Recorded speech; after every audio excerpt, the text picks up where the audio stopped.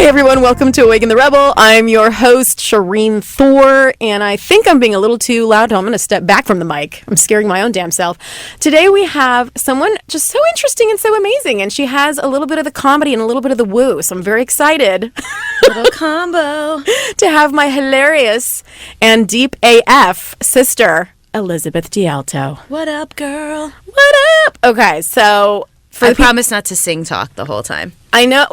You could, though, if you really wanted to. I would be cool with it. Nobody wants to hear that. It's probably true. It's definitely true. Okay, so for the people who don't know who you are, can you do a little annoying ego brag, who you are, what you do, and why, so that they can understand? Because, you know, it's easy to help people care when they hear that stuff. You know what would be an annoying ego brag? If I was like, you don't know who I am? What? I'm just kidding. Like, sometimes it cracks me up. Shireen and I have a lot of mutual friends and then occupy this really interesting coaching industry, self-help, personal development, spirituality world. And it cracks me up how sometimes people think they're so important. Yeah. It's like, do you understand what a tiny fraction of the internet we occupy? Yeah. Let alone the world. Like, we're just not that important. That was the opposite of an ego brag, but I liked it as an intro. Listen. I do some cool stuff, though, and I will tell you about it. So I am the founder of a movement practice and a women's movement called Wild Soul Movement. The whole thing is founded on the desire to help women get out of their heads and into their bodies, like really connect with their senses, their emotions, their intuition, and I just fell off a chair. It's okay. I really did just fall off a chair. She didn't get hurt, everyone, so I could laugh. Or did she? And she's just... Oh my God, that was so non-graceful. I'm sorry, you guys. So great. Because the chair was the height of the large man that was in here before we arrived. So, like... But if you guys saw it, you would really be laughing with her because, wow, that was ridiculous. But if... What are you, like 5'2"? 5'3". Me too. And a half. Don't steal it away from me. So this guy was like 6'2". He's pretty tall, yeah. And that's she Brian. was doing a no-look sit-down. It wasn't her fault. Oh, sit-down move. So Wild Soul Movement. The other thing it's based on is the concept that is a truth that everything you've ever needed has always been inside of you. Most of us don't have issues of like lacking passion, talent, skills, desire, abilities. We have access issues, right? Because we come up in a culture that gives us very clear ideas about how we're supposed to be.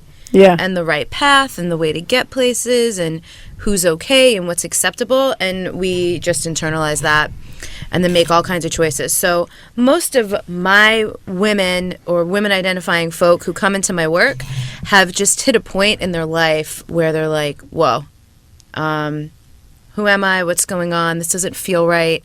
Enough things. I've put in so much effort and done enough things the way I was told I was supposed to. Why don't I feel good? Yeah. Why am I exhausted? Or why am I in this relationship? Or why am I doing this job? Or why do I resent my kids? Or whose body is this? They just look around at their life and they're like, okay, in a lot of cases, looks good on paper. Yeah. Or they're super busy or things in their life are very full. Yeah. And some people even feel bad that they're not like obsessed with what they've got going on because it looks good, but it feels off or wrong. And the interesting thing about this is that it's often coinciding with some real desire to connect with and embrace their femininity. Mm-hmm. And whatever is their unique expression of that, right? Yeah. Because also culturally, we're kind of only a very few, I call it like brands or expressions of femininity are honored and revered, and everything else is kind of like... Not cool. Sorry, bae. We don't... That's not cool. Sorry, bitch. Get that shit out of here. So, you know, we do that. We help people embody like who they really are, integrate their masculine and feminine. I don't love the binary terms, but energetically they do make sense. And we do that through embodiment. We do that through the body because there's so much wisdom in there. Mm-hmm.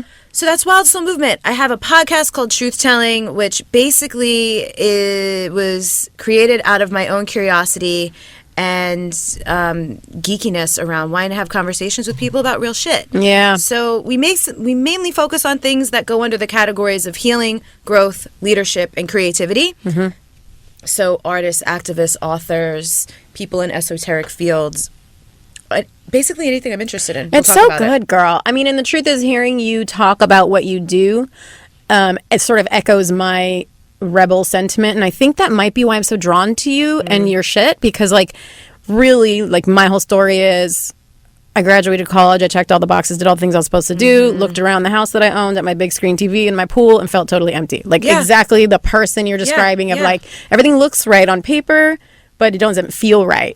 And then that sent me, well, luckily I had a friend who nagged me to go to a personal development seminar, even though I thought it was way too cool for school. This is why I'm the gateway drug. I like to be the gateway drug for people into the woo, because I was the person who was too cool for school and was just like, nah, I'm good. And man, the second I went to that seminar, it was like the like lid blew off. Like it was just like whatever limitations, whatever boxes I've been living in, I now realize I can actually create whatever I really want. And so I quit a master's degree and started doing stand-up comedy, and that began the awaken the rebel, live the truth of your life thing. Because creative expression is a big part of this. Yeah, big time. So many people grow up in families where they just don't talk about the real stuff that's going on. Yeah. Things get swept under the rug. And then I also have done a lot of training and work in energy healing and energy medicine. So cool. And so it's really fascinating to me to see how when people get things out of their lives, reorganize their relationships, get some boundaries, learn how to communicate with like compassion but also courage and real truth. Yeah. Health issues, pain, all kinds of things shift and move and heal. It's just so good, man. It's just so good. It's fun. Just gets me so lit up. Yeah, like, and honestly, I'm going to keep it so real. I don't really love social media. I definitely don't love following people. I think it's like a waste of my like time and energy. But there's probably like 3 people on social media that I am very interested in what they say, and you're one of them. Oh, hey. You made it, girl. Like as if my top 3. So, yeah, I really enjoy what you share, because I feel like what you're always doing is pointing people back to themselves, and you're always pointing them back to their own wisdom, and you're empowering them to have their own clarities and ahas and self-trust, really, and self-honoring. And there's just not enough people doing that. There's just so many people out there going like, look at my 6-pack, or look at my relationship, or look at what I have, look at what I have, look at what I have. Don't you want what I have? Okay, pay me money. And God, it's just like soul sucking and disgusting. I can't even, like, it's just so depressing. I also obviously really resonate with like the rebel thing. My book is called Untame Yourself. It's all in the same kind of energy, the same vein, the same idea, the same inspiration. And, you know, one of the things I like to do on social media is be like, hey, y'all, look at me dancing in my living room. Yeah. And it's like there's a blanket on the floor. There's shit all over my desk. Like, this is what's happening in my house today. Totally. You know, maybe I'm in my underwear. Maybe I'm wearing a bra. Maybe my belly roll is hanging out. You can see my cellulite on my thighs. Like, whatever. But I'm also in my joy. Sometimes I'm in my shit, and I'm like, this is what's happening today, everybody. Yeah. I kind of like to be... not necessarily the antithesis, but the social media really does lend itself to being a highlight reel. And it's true. I would rather it be just like... just a reel. Just a reel. A real reel. A real reel. R-E-A-L. R-E-L-L. Exactly. The real reel. Yeah, exactly. Yeah, I love that. Okay, so for people who don't know you, how did you get into this? Like, what was your like moment of like, I need to change my life? Or was there one? Maybe it just was natural for you to be this way. There were a couple of pivotal moments. My original career was in sales. When I burnt out on that in my early 20s, I became a personal trainer. I'd always been athletic, always been into sports, always exercised, and I just thought it would be so much more enjoyable to spend my life in workout clothes, teaching classes, spending my time in the gym, which I loved anyway. So I did that, and after a couple years, 4 years or so, of training all kinds of clients, mostly women, especially preparing women for these big life moments, weddings, birth. I realized literally how much pressure they put on themselves. And again, like, it's all about the external expectations. I wouldn't have had that language at the time, but internally I was uneasy about what these women were trying to set themselves up for and why. You know what I mean?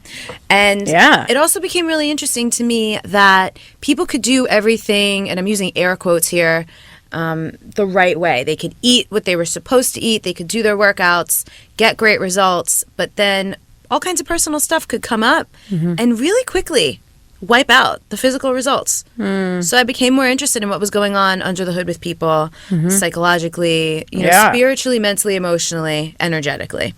So that's when I started studying energy work and things like that, popular psychology, archetypes. But at the same time, I had just started an online business and had received some feedback at a mastermind that I needed to soften.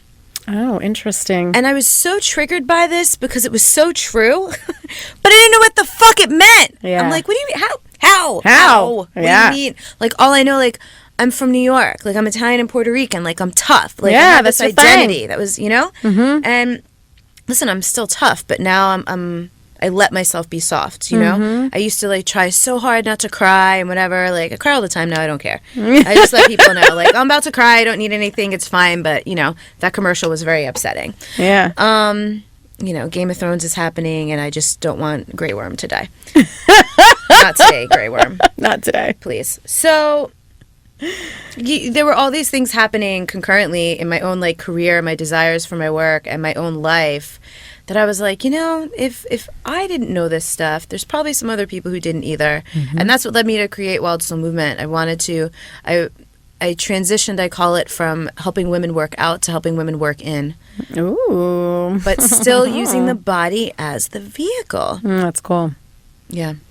Primary So then, vehicle. okay, so what does it mean to work in? So this, like, embodiment work. So Wild Soul Movement, it's a sensual movement practice. So, like, slower movements. Sometimes it's shaking. A lot of nonlinear movements. So circling different areas of the body. That's cool. Stretching, self-massage. All kinds of ways that would not be considered a workout, right? Like, you're not going to sweat. We're not here to, like, build our core muscles or lift our booties. Or look better for anybody. Right. Yeah. We're literally, it's about how it feels, connecting to yourself, realizing that it could be pleasurable and enjoyable to inhabit your body without shame, without hate. Oh my God. What a dream. Without, and listen, it doesn't, physical ability is a legitimate thing. Some people have illnesses, injuries, disabilities. So it's also about honoring where you are. Yeah. And like you had said earlier, pointing people back to themselves. So even when I lead a movement practice, I always remind people, everything I'm going to suggest you do is just that, a suggestion. If at any point there's something that would feel better in your body, trust your body more than you're trusting my suggestions.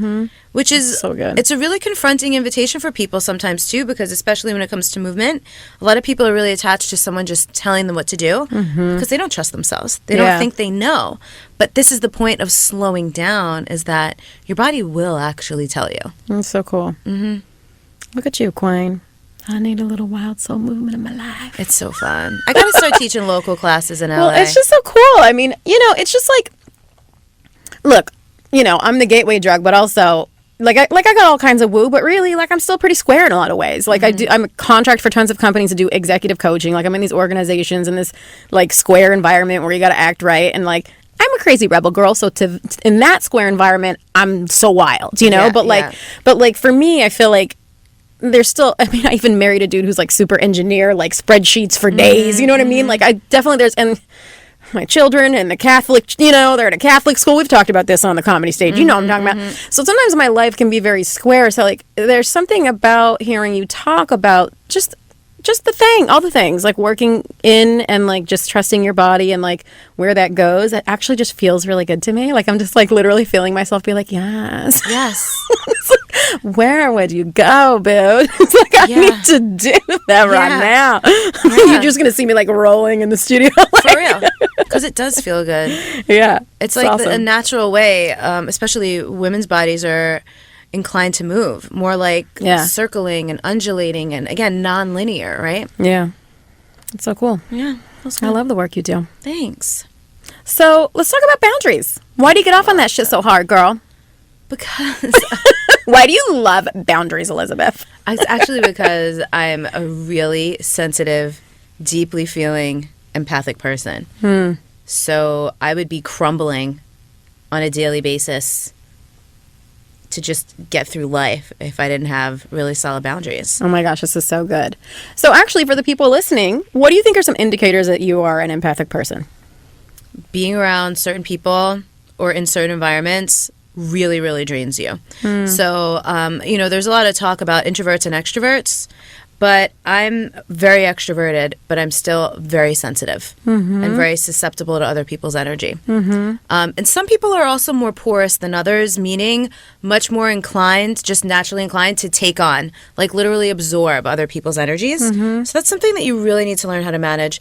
And in some cases, it's because of like the environment you grew up in. Yeah. Right?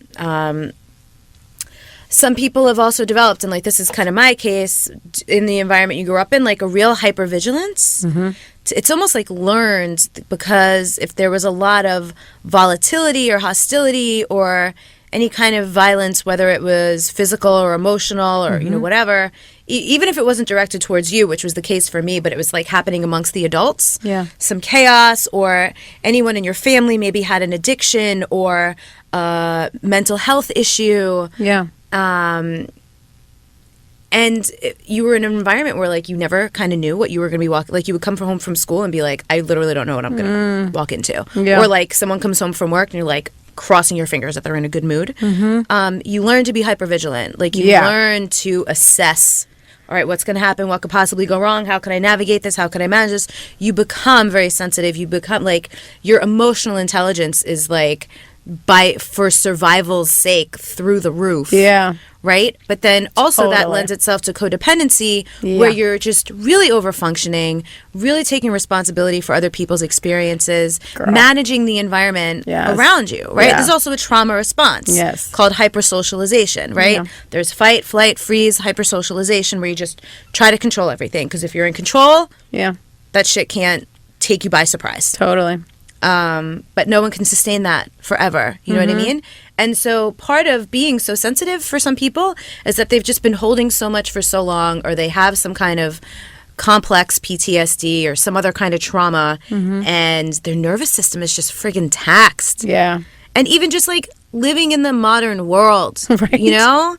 Is why, like, I was even having this conversation with a friend and her husband the other day, and I was saying how I've been feeling a little taxed more so than usual lately. And he said, do you think it's the current political landscape? Is that impacting it at all? And I'm like, hell yeah, that's impacting it. Like, because I also stay tuned into those things. Like I follow a lot of activists. I follow a lot of leaders of movements, Time's Up, Black Lives Matter, things like this. Organizations that support Indigenous people. And people are... like, oppression hasn't gone anywhere, you know? There's this meme I see sometimes. It's like, if you ever wondered what you would have done during the civil rights movement, you're doing it right now. Because, like, it's like another wave. First of all, like, a lot of these things never went away. Patriarchy, misogyny, racism, classism, maybe, like, all these things. Like, they're still alive and well. And if you're a person who gives a shit about people, and you pay attention to those things, so you're not just, like, bypassing it and living in your happy little bubble, that does impact me. I do wonder, like, am I doing enough? Can I do more? Right, of course. How can I integrate these things to be socially aware into my work, but also what is not mine to do? So it's hard to know. It's hard to freaking know. So, I mean, there's all kinds of reasons why people might be sensitive, but you know, because your heart hurts. You know, like, or you have a big justice button. I've always been that way. Like, I remember in, like, the 7th grade, my band teacher put this kid in, like, a timeout in the instrument storage room. And then, like, snuck over and, like, blew a trumpet in the room and scared the shit out of the kid. And I'm, like, 12, and I, like, stood up in the middle of the class, and I was like, you can't do that. Like, this is not a joke. You're an adult. Calls my mom into school and is like, I don't know why your daughter seems to think she needs to be the lawyer of the classroom. And my mom is like, why don't you tell me why my daughter feels like your classroom needs a lawyer? Good mom. Good job, Mom. So I've always been inclined to be like, yo, that's whack. Why are we not treating people well? What's going on here? So big time, dude. I love that. You know, bleeding heart folks who care, folks who are tender and sensitive, all these things, you know, we need boundaries because, like, how else do you function? Yes, if you're just like a porous, bleeding heart, hyper socialization, like, you would just like follow all over town. You would be dysfunctional because you would be either too drained to function in life or too codependent to maybe like actually. Or there's also the hypo responses, right? Which are people who check out. So they're numbing. They're not engaging with their lives. Yeah. Could lead to addiction. It could be like any kind of addiction, substance or like love addiction Or gaming. anything, right? Because it's like just anything, Netflix binge watching. Yeah, totally. Anything in excess, right? Yeah, exactly. To not have to fully be in your life or fully be in the world is kind of like a red flag. Like, why? And for some people, like, there's no shame in this. It's just, it's so intense. Yeah, exactly. I love everything you're saying, man. I mean, I definitely was born out of a like violent family, unfortunately. Like my dad used to beat up my mom when I was in her womb, so that was a little traumatizing. That'll impact you. NBD, I'm good though. No, I'm just kidding. NBD, I've done therapy. Yeah, exactly. And then certainly the hypersocialization and codependency, no doubt. And what's interesting is like when you were talking about like masculine, feminine, and like all that kind of stuff, like a lot of my story relates with the things you care about, like the really working in and trusting the self is like sort of like the first part of my movement of like quitting master's degree and doing stand-up comedy. It was like, instead of doing what I think my mom would be proud of, I'm now going to do what is the truth for me, which could be very shameful and embarrassing for the Egyptian community, but I'm funny, so let's do this. Yeah. So there was that. And then there was the like You are boo. and then there was the let's get married and have children. And then like once I had a kid, a mad respect for women came through where I was like, you gotta be fucking kidding me. Is this what women do all the time? Like, I can't believe, like, all of a sudden any maybe misogynistic or like patriarchal or like sort of like machismo vibes I might have had before, where I measured my worth by the dollar, like just, you know, how we're sort of like socialized to do.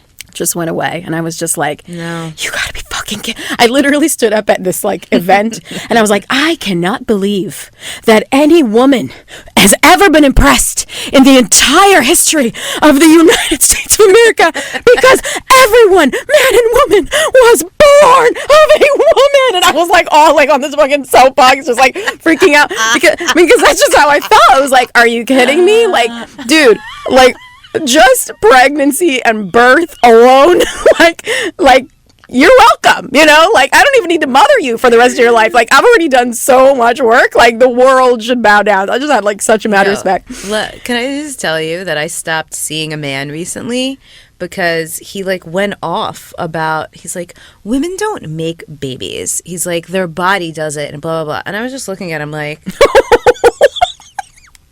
go ahead. Keep saying more things. Yes. Keep saying more things that you know nothing about. Yes. I'm going to sit here and try not to punch you right in your mouth. You're like, do you know who I am? I'm like pulling off my earrings. I'm still from, I might be, right?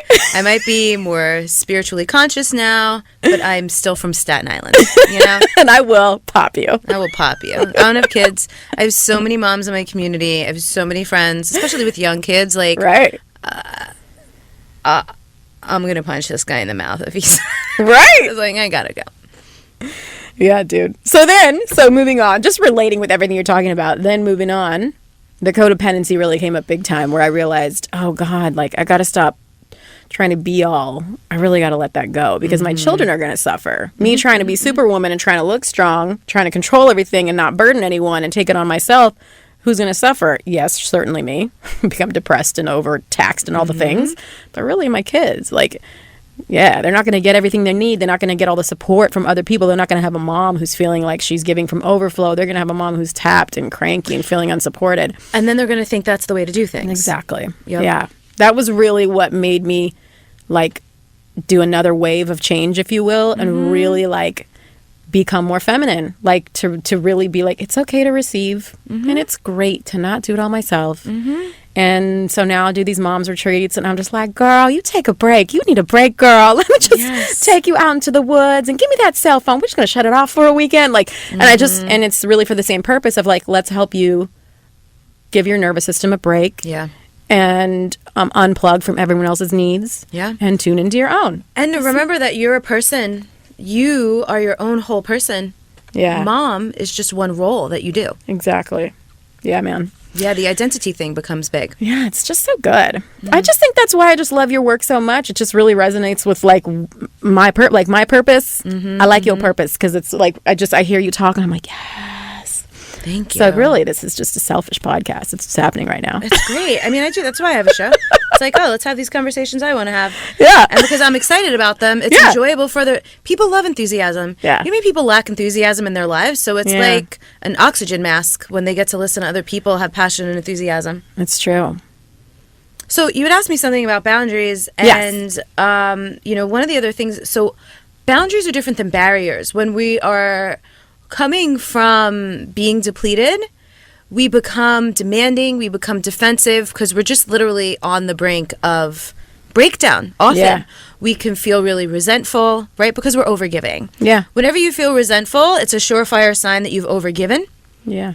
Whenever you feel guilty, it's a surefire sign that you feel like you didn't give enough or do enough, right? So these are just like good indicators to see where you are energetically. How are you showing up? How are you engaging and interacting with people? Yeah. And also just learning to discern, like, what is for you and what is not. Yeah. I talk about this a lot in my work, is the difference between judgment and discernment. Judgment occurs in the mind. Judgment is all about evaluating things, placing value. This is good. This is bad. That's better. That's worse. She's prettier than me. I'm more successful. Blah, blah, blah. Right? And they're based on often very subjective things that we should really not be giving so many shits about. Right. And sometimes not, but discernment occurs in the body, which is why the embodiment work, I call it learning to speak your body's unique language of the senses, why this is important. Because discernment just says, this is for me or this isn't for me. It doesn't need to place value on it. It doesn't need to put it down or lift it up or compare yourself to anything. It just goes, oh, not for me. Not for me. You know what I mean? You could just like bless it, move on. Yeah. And just not, and have to engage with things that you're like, oh, that's really not for me. I started seeing this guy recently, and he had a lot of things that I was excited about that I've been wanting in a man. But then after spending more time with him over the course of a couple weeks, I just noticed feeling very similar to how I felt with my ex, who was narcissistic, emotionally abusive. He had a lot of unprocessed trauma. And, this guy is not a narcissist, but just energetically, I feel it's the same impact on me after we spend time together. Yeah. And I'm like, that doesn't work. It just doesn't work for me. He's good. a great dude. So I had to like grieve a little bit. Like, damn, there's so many things I like about this person. Yeah. But these things I know don't work for me, and I don't do the thing where I bend and fold and flex and try to like make something work. No, that girl. is never going to work for my ass. No, you get out of there, girl. You just be free. I had to be free. Yeah, it's so good. You got to do that sometimes. Yeah, it's a shame. It's a shame. I had to let that one go. No, it's not a shame. It's actually wonderful. I'm more thinking about one certain part, but it's fine. Oh, dick joke. Boom. And the dick's joke. I was just going to say, and the dick jokes keep coming, but then, you know. Damn! Oh, shoot. No, she didn't. Beep. That's what I like about having an explicit podcast. We could say anything. I know. We mark our episodes explicit just in case. Just in case. Yeah, exactly. Everyone. I don't even know if I've cussed or not. I just know it's likely that I did. But it's like, my shit is never safe for work. Right? Or for the kids. Yeah, like let it rip. For a variety of reasons. Yeah, exactly. Yeah. Sometimes I think about that. I'm like, oh, what if moms are listening? I'm like, they just got to use headphones. They're going to be okay. Put in your headphones, ladies. They're all explicit. That's fine. So for the people who are listening right now, if they're kind of listening to you and going like, all right, boundaries, barriers, judgment versus discernment, like what's maybe one step they can take to get better at it? Like if they're going to try and listen to their body and discern through that. One of the things that is so great to start with is just start to just pay attention to your body and just notice what yeses and nos feel like in your body. That's good. And you can do that with really simple stuff. Like, what do I want to eat for dinner? What do I want? You know what I mean? Do I want this? Do I like this? Do I like that? You know? Typically, and everyone's different, right? So I can't tell you exactly what it'll feel like, but the common qualities of yeses are usually going to feel energizing or calming. The body might relax. It might feel open. It might feel more expansive. It might be a softening. A tension might release if there is tension. Maybe some excitement, which is different. Like excited and anxious or nervous kind of all exist on the same spectrum. Yeah, true. So you need to also be able to discern, this is like good excitement, like giddy, like higher energy excitement, not an excitement that has like an aftertaste of terror. Yeah. You know? That's right. We don't want that. I saw a funny meme the other day that said, anxiety, prepare to fight. Me, fight what? Anxiety, just prepare to fight. Me, but fight what? Anxiety, just prepare to fight. You know? Yes. It's like, it doesn't, like, there doesn't even need to be content there. It really doesn't. You know? So Anything. Excitement would be, there's no fight. There's just like, there's something to be up, excited about. Might feel that way. Anything other general qualities of yeses? Yeah. That's good. Good energy, right? That's so good. And the nose might feel, you might feel pain, you might feel tension, you might get sick to your stomach. Yeah. Or have like the type of fluttering in the stomach or the heart that is like tension or constriction or fear, anxiety. Sometimes it's a really heavy feeling. I've had that. Where the body just gets really heavy. So if you could literally just start with what feels like a yes or a no, then you'll be able to start noticing like, oh, this is someone invites you to something and the body like constricts and you go, oh, no, I'm a no for that. That's a no. Yeah. That's a no. And even that, right? Just being like, no, that doesn't work for me. Totally. I have to say no to that. Yeah. Sounds amazing. I can't come. Yeah. And here's another cool thing. Once you connect in with your yeses and your nos and you're starting to respond to things differently, you do not owe anyone an explanation. Yeah. No explanations and no apologies. Yeah. And just or yes or a no. Exactly. And I think that's really the key. I think it's like not only do you first just actually learn to listen to your own damn self, but then the second part is like really accepting that and letting it be okay and not then feeling guilty about the decision or like if you're, like if you're someone like me who's like kind of a reforming codependent, oh no, I wish I could have said yes to them. I'll still honor myself, but I sometimes like have that residual guilt or like wish I could be there, give the person whatever they needed. And I think that's why I actually branded as rebel, because I was just kind of like, I need to give myself permission to like be bad sometimes. And there's a part of me that's like, I don't even like that, because now I'm getting to the point where it's really not bad. It's just like it either resonates or it doesn't. It's either a yes or a no. There's like really nothing bad about it. But I also think that's like a gift of my 30s, if you will. Like I think maybe when I was younger, like it did feel like, oh, I'm so bad right now. Like I can't believe I'm quitting this master's degree, which is the good, obedient, socially acceptable thing to do in favor of starting stand-up comedy. That's to the Egyptian culture, that's very like religious and traditional. Coptic Orthodox is like the most freaking traditional ever. It was very like, ooh, like shameful. Like, ooh, I can't believe you're doing this like dirty, bad thing. And so finally I was like, oh, fuck it. I'm going to wake up. I'm going to be bad, motherfucker. And I just started to like celebrate my badness, if you will. And like as I've evolved, let's say like a decade later, I'm like, it's really not bad actually. It's just the truth. It's just different. Yeah, it's just the truth. Like there's this group of people just doesn't approve of it. Yeah, this group of people loves doctors, lawyers, and engineers. I chose not to be that. I'm this. It's not really bad. It's just different. It's just it's like more creative. It's out of their box at least. Maybe for somebody else who grew up in a family of actors, it's like completely in the box, whereas like just from where I come from, it's very different. So yeah, I think that's just like really the next level of freedom when you can not only discern, but then just be like, yeah, whatever the fuck I want. Like it's cool. Just do that. And this is the thing too, like if anyone's been codependent, to notice the guilty feelings and just have them and not bend. Yeah. You know what I mean? Exactly. Because the thing that we don't realize when we are still like all up in our codependence is that we're not helping as much as we think we're helping. Yeah. What we're actually often doing is robbing other people of the opportunity to like have some power in their own life, to make some choices, or in some cases to get their face in the dirt and learn a damn lesson so they don't have to keep repeating their own shit. Oh my gosh, it's so true. Yes. Or interfering with other people's journeys. Yeah. And it's when you frame it, if you're someone who is growth oriented and you look back in your own timeline and go, damn, I needed that lesson. Damn, I needed that lesson. Yeah. Why are we trying to rob other people of theirs? It's so true. Yeah. Dole them out, baby. Just become a huge cunt.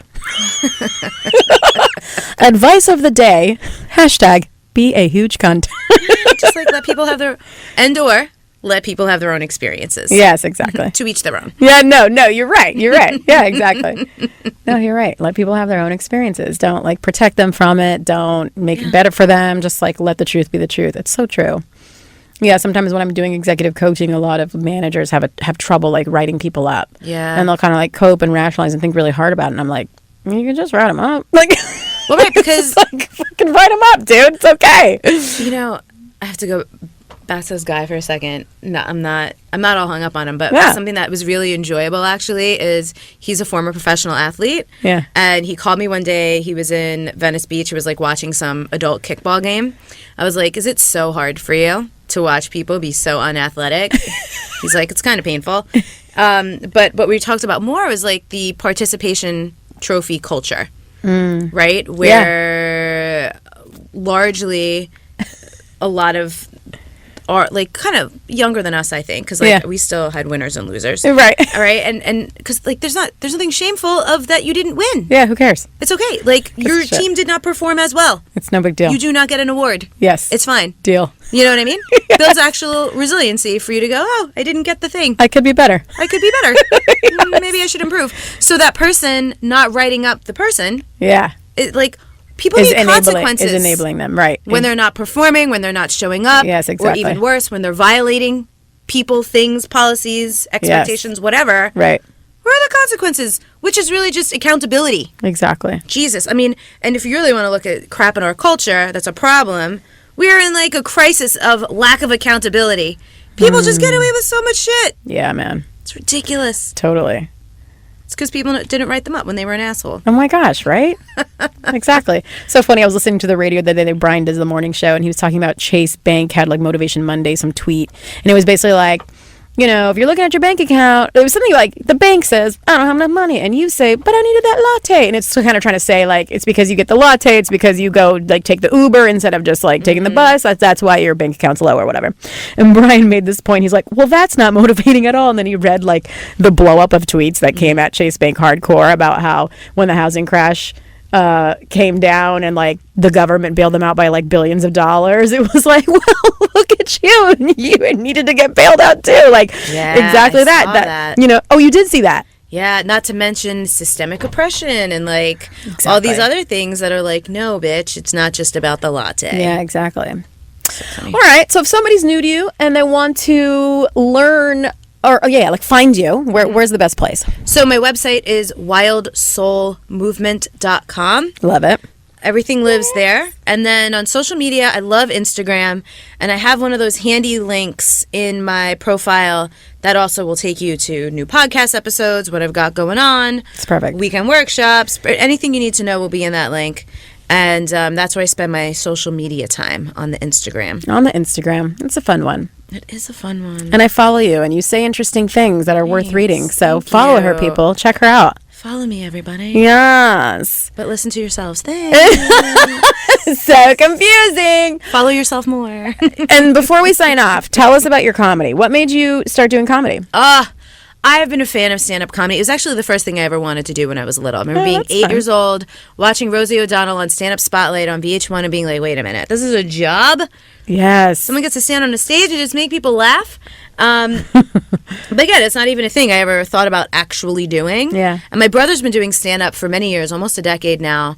And I've been doing public speaking for, 15, 16 years. Yeah. I've always been very comfortable in front of groups of people and on stage and stuff.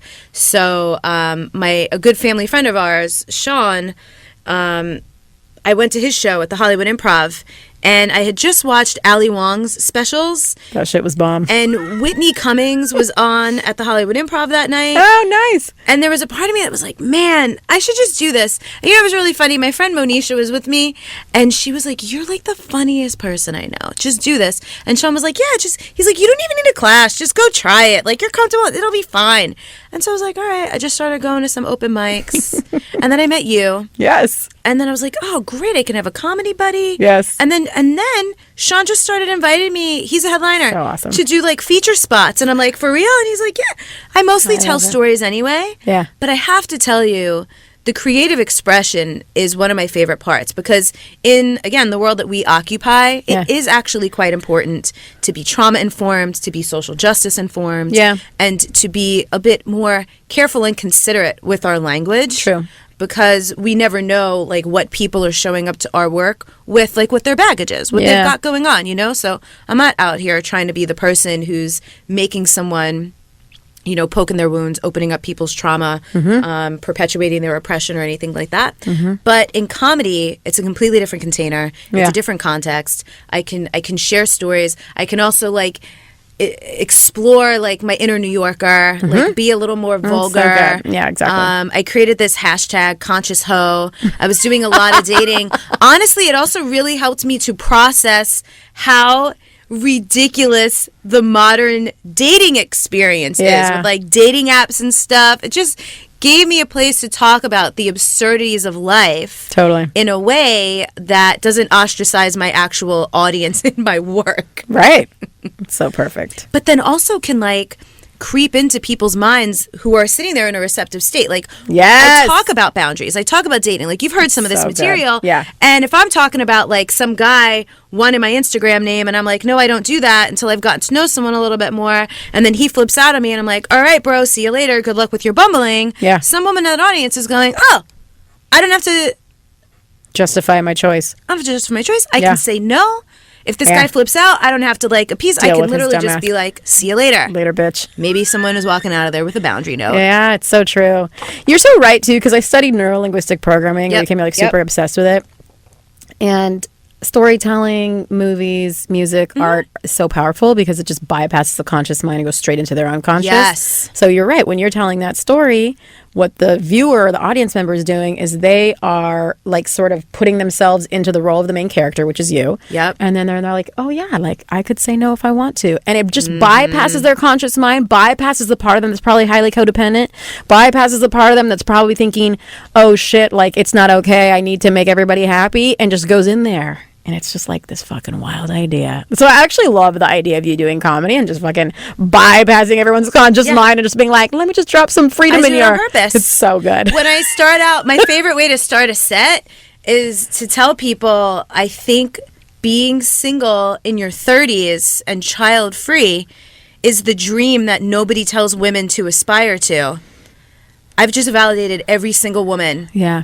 In that room who, for whatever reason, might not be in a relationship, whatever reason. Might not. I also say things like, I weigh more than I've ever weighed. I'm as old as I'll ever be. And I am having the time of my life. I love that so much. And someone might be sitting there going, wait, that's allowed? Yeah. You know? So it's fun. That's so fucking great and so inspiring. Thanks. And so just like inspirational and very women's empowerment without even trying. Like you're just being empowered in your body and in your status of life. I know so many women who are unmarried, like pushing 40 and feeling really bad about it. And exactly. Like, I gotta be honest, like I'm sitting there looking at their life like, girl, you should be living that shit up. I mean, I literally have said, like, because when it's done. You ain't going nowhere. So, like, please enjoy your conscious hoe it up right now, you know? Have you ever seen Billy Madison? Yeah, I think so. There's this scene in the movie, for anyone who hasn't seen it, it's an Adam Sandler movie, and he has to go back to elementary school. It's totally stupid. I love it so much. I've seen it like 1,000 times. And there's a chubby kid who goes, gee, Billy, I can't wait till I get to hike school. And Billy grabs his adorable chubby face and starts shaking him, and you can hear it. It's like... right? And he goes, don't say that. Stay here. Stay as long as you can. And I feel like this is my mom friends, you know? Oh my God, that's exactly right. Stay single. Don't have babies. You know, not everyone is like that, but some of them really, they're like, girl, I just want to, let's just trade places for like the day. Oh my God, totally. Yes, and again, it's not that one is better than the other. But, you know, we do that thing of coveting the shit we don't have sometimes. So it's nice to validate, you know, everyone's choices. Yes, exactly. Do your choices, people, and do them loud and proud. Yeah. Yes, man. You're so fun. Thank you. You're so fun. Thank you for jamming with me in the studio, watching me fall off a chair. It was so great. It was ridiculous. That man set you up for not success. I can't even blame him. I just don't even know what happened. I was just so like dialed in, like trying to focus on you. I was like, so I'm gonna just like somehow sit on this chair. You know, and just, I almost bam. asked you before we started, you gonna stand up the whole time? Because I was like, oh, maybe she's one of these standing desk people. She's a standing person. Hey, you know, I'm glad you laughed. Hopefully so the great. audience laughed with us and they And didn't just think we were crazy. I've learned when I laugh so loud to pull my mouth away from the mic did so I good. don't kill the earlobes. You're so professional, Elizabeth. The ear holes, not the ear drums. All right, you guys, check Elizabeth out on Instagram at Elizabeth Dialto and on wildsoulmovement.com. Elizabeth, thank you for being with us and dropping your mad truth bombs, girl. Bye, everyone. We love you. Go to awakentherebel.com, take my quiz, be my friend. Bye-bye.